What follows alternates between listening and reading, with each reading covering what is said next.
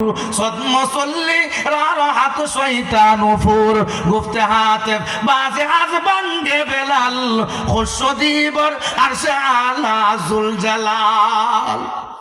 জিব্রাইল নবীর কাছে আসিয়া বলেন, ইয়া রাসূলুল্লাহ, ইয়া হাবিবাল্লাহ, আল্লাহ আমাকে পাঠাইছে, মসজিদে নববীর মধ্যে আজকে আজান হলো না কেন?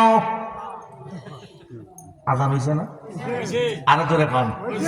গুফতে হাতে বরদারে খাইরুল ওয়ারা চেসে বব্বে বাঙ্গে শুধু খানে খুদা গুফতে আজা ইমরুজু শুধু বাসুরুজুর সদমসল্লিরা রাহাত শয়তান উফুর।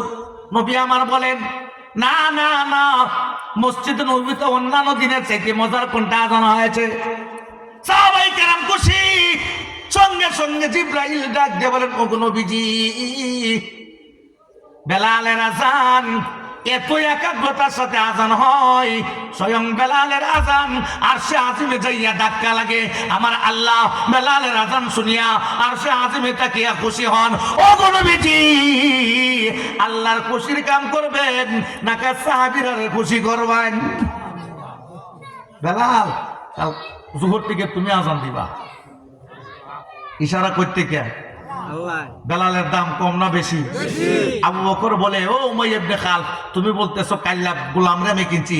আমি কাল্লা গোলামকে কিনি নাই, আমি জান্নাতি গোলামকে কিনছি। আমি কাল্লা বেলালকে কিনি নাই, আমি জান্নাতি বেলালকে কিনছি। চিৎকার করে বলুন সুবহানাল্লাহ।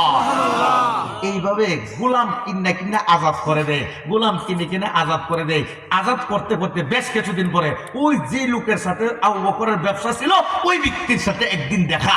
তখন ওই কাফের ব্যক্তি জিজ্ঞেস করে, আবু বকর কেমন আছো? আলহামদুলিল্লাহ অনেক ভালো আছি। ব্যবসার কি খবর? আলহামদুলিল্লাহ অনেক ভালো।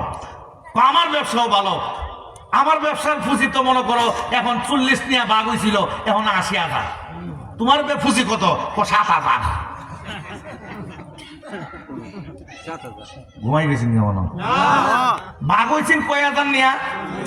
বর্তমানে আছে কত হাজার? 7,000। তোমার ব্যবসা বালাকে মেলাল বাতি দিয়ে চলতেছে।